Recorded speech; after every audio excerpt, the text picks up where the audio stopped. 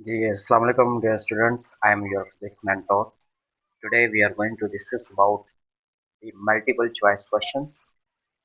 Students ये chapter number 12 के हैं मल्टीपल चॉइस क्वेश्चन आज हम इनको डिस्कस करने वाले हैं। तो फर्स्ट ऑफ ऑल स्टूडेंट्स अगर आप मेरे चैनल पे आ चुके हैं मेरे चैनल को सब्सक्राइब करें, बेल आइकन को जो बटन उसे प्रेस करें ताकि हर आने वाला जो लेक्चर है वो आप तक पहुंच सके। ठीक है, तो ये चैप्टर नंबर 12 है, इसके हमने टॉपिक्स जो है वो हमने कंप्लीट कर ली है। अब हम इसके एमसीक्यूज डिस्कस करने वाले हैं। तो पहला एमसीक्यू जो है, direction of vibration in a longitudinal wave is, मतलब ये है कि लॉन्गिट्यूडिनल वेव में जो वाइब्रेशन की जो डायरेक्शन होती है स्टूडेंट्स वो किस तरफ होती है, इस चीज को हमने देखना है। पहला है a right angle to the wave direction, या in circular motion opposite to the wave direction, या in the same direction as the wave travel. तो स्टूडेंट्स लॉन्गिट्यूडिनल वेव के अंदर हमेशा जो डायरेक्शन है पार्टिकल्स की उस तरफ मूव करती है जिस तरफ आपकी क्या मूव कर रही होती है, वेव ट्रैवल कर रही होती है। ठीक है ना।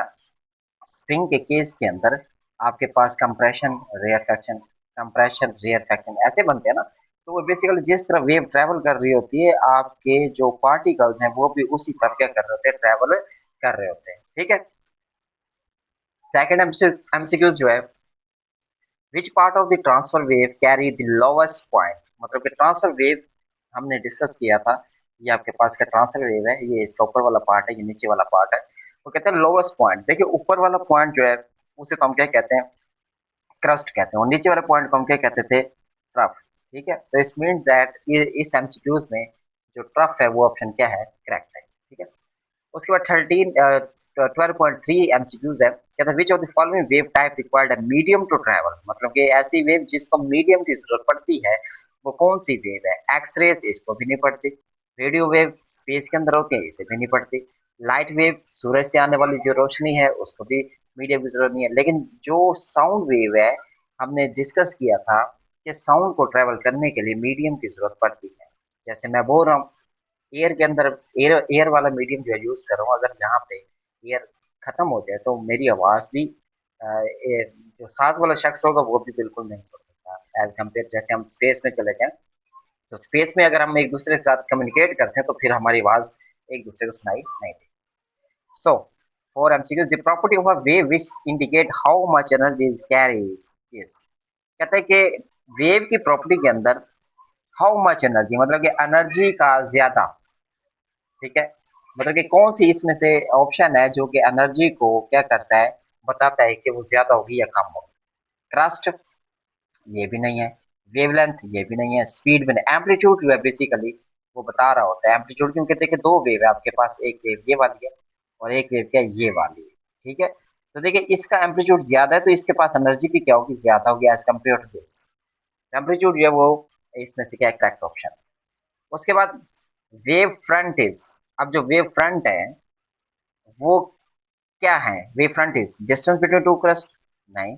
ए region of high pressure in a wave, नहीं। A line joining points that vibrate in phase, ये फेज वाले जो बात कर रहे हैं ना, लाइन ज्वाइनिंग, ये आपका क्या करेक्ट ऑप्शन है, इसे हम देख लेते हैं।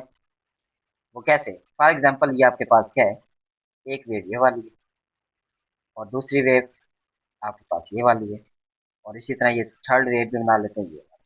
ठीक है, ये वाली।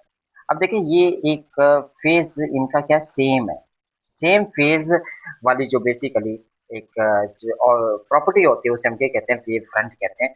जिसका क्या है, ये क्रस्ट है, ये भी क्रस्ट है, ये भी क्रस्ट, ये भी क्रस्ट, तो ये line joining that vibrates in face, एक ही फेस के अंदर जो लाइन ज्वाइन हो रही है उसे हम क्या कहते हैं, वेव फ्रंट कहते हैं। उसके बाद 6, wave phenomena which occur when waves change in direction due to change in speed. देखिए हमने रिफ्रैक्शन के केस में पढ़ा था कि स्पीड जो है बेसिकली रिफ्रैक्शन के केस के अंदर क्या होती है, चेंज होती है। ऑप्शन डी क्या है इसका, क्या है करेक्ट है। उसके what happen to wave speed and wave length tsunamis approach is shallow water.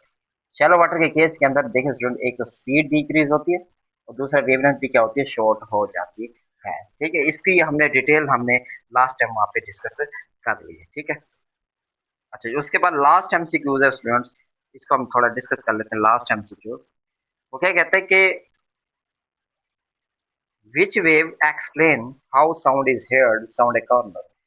हमने ये टॉपिक में डिस्कस किया था। फॉर एग्जांपल कि ये कौन सा बिहेवियर है कि hear around a corner, corner से आप साउंड जो है वो कैसे मतलब कि ये सुन सकते हैं, या ये जो बिहेवियर होता है उसमें ये किस केस के अंदर होता है, डायफ्रैक्शन के केस के अंदर होता है, ठीक है। तो स्टूडेंट्स उम्मीद है कि ये आपको समझ आ चुका होंगे, ये एमसीक्यूज, ठीक है, 8 एमसीक्यूज है, इसके आप क्या करें, निशान लगा लें, ठीक है। और नेक्स्ट टाइम जो है हम इसको डिस्कस करेंगे शॉर्ट क्वेश्चन को आने वाली वीडियो के अंदर, ठीक है। अपना ख्याल रखिएगा, अल्लाह हाफिज।